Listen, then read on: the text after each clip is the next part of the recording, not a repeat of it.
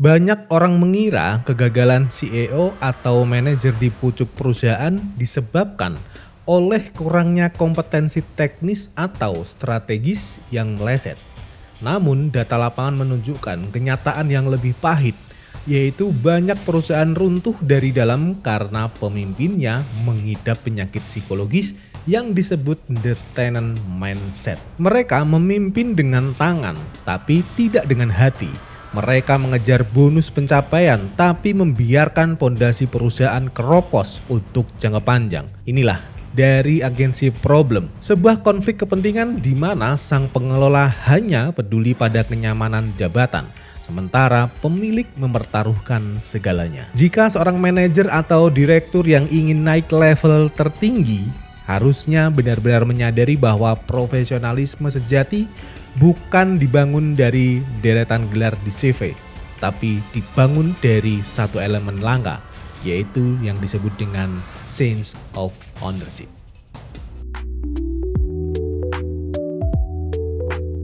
Hai teman baca, setiap hal besar terlahir dari gagasan kecil. Dan ingat, satu kalimat dari sebuah buku bisa merubah hidupmu.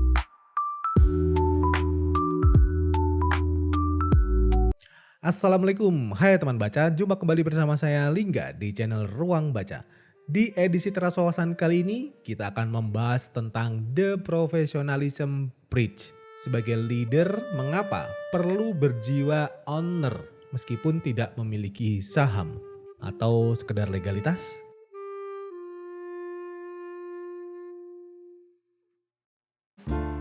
Dalam literatur manajemen, kita sering mendengar istilah sense of ownership, di mana ini bukan sekedar jargon motivasi untuk membuat kita sebagai leader bekerja lebih keras. Ini adalah tentang psychological ownership, di mana sebuah kondisi mental seseorang yang merasa bahwa organisasi atau proyek yang ia kelola adalah bagian dari dirinya. Mungkin sering muncul resistensi di benak kita.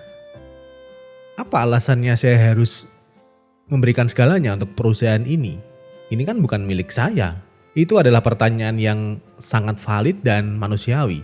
Sangat sulit memang untuk bisa peduli pada aset yang nyatanya bukan milik kita. Apalagi jelas secara legal di mata hukum.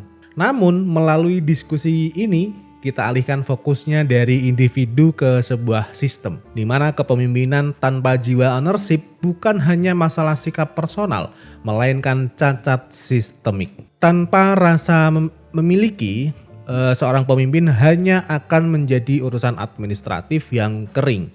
Kita akan melihat bagaimana menggeser paradigma ini dari sekedar menjalankan tugas, menjalankan pekerjaan, menjadi mengelola amanah.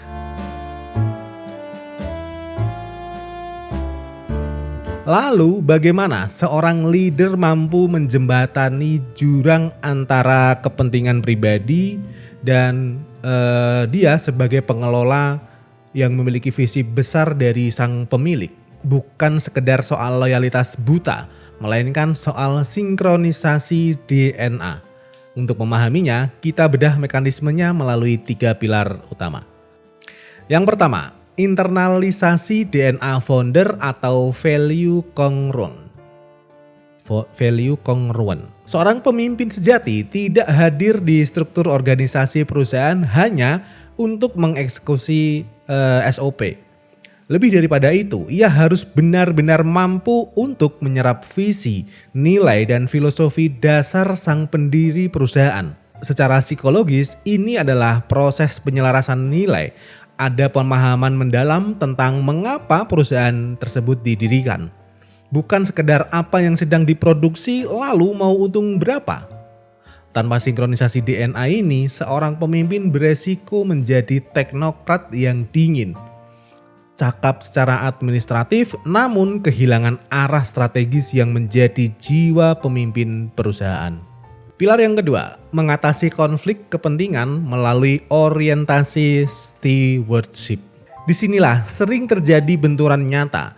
Dalam manajemen ada resiko di mana pengelola lebih fokus pada target jangka pendek demi bonus, atau sekedar menjaga zona nyaman karir mereka.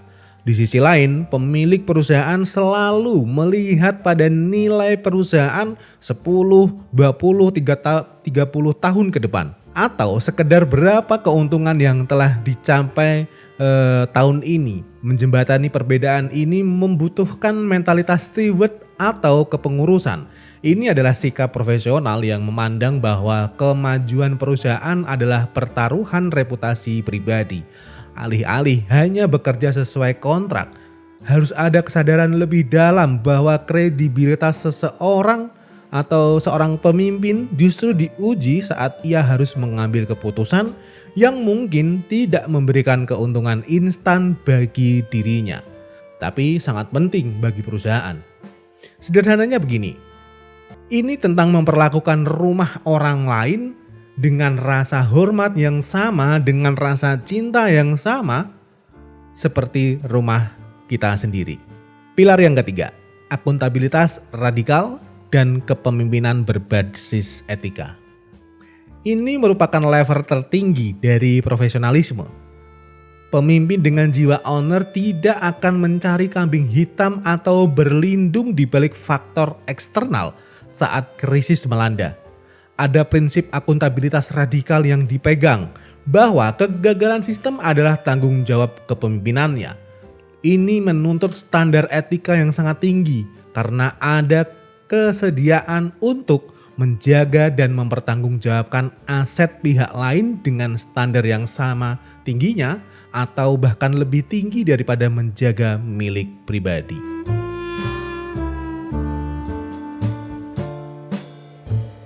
Dari seluruh diskursus ini terlihat sebuah gambaran besar di mana sense ownership bagi seorang profesional bukanlah sekedar beban emosional, melainkan sebuah aset intelektual dan karakter.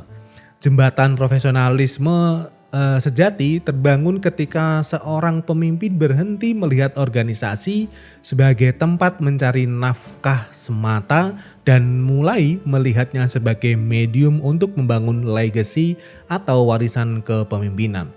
Singkatnya, solusi dari konflik kepentingan ini sebenarnya sederhana, namun cukup dalam, yaitu sinkronisasi ekspektasi melalui komunikasi radikal dengan pemilik modal, serta penerapan akuntabilitas dari sebelum dituntut oleh sistem.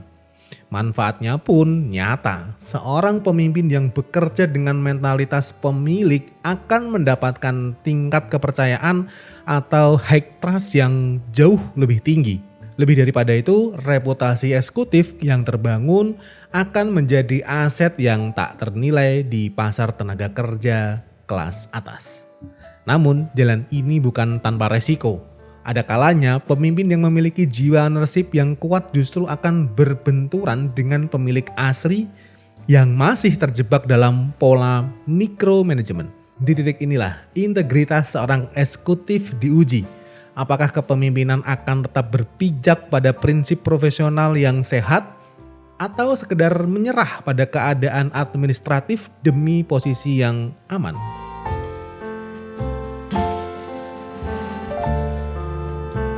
Pada akhirnya kita mesti menyadari bahwa posisi di perusahaan hanyalah sebuah struktur, namun ownership adalah karakter pribadi. Di dunia kerja yang semakin kompetitif, organisasi perusahaan tidak lagi sekedar mencari individu yang pintar secara teknis. Mereka juga mencari sosok yang bisa dipercaya untuk menjaga dan menghidupkan rumah tersebut, bahkan saat pemiliknya tidak sedang berada di tempat.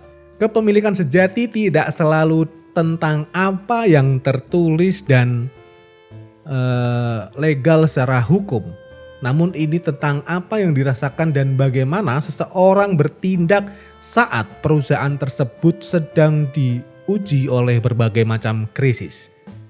Menjadi profesional yang memiliki jiwa ownership adalah bentuk kedewasaan tertinggi dalam berkarir, yaitu sebuah kemampuan untuk memikul tanggung jawab yang melampaui angka-angka dalam kompensasi finansial.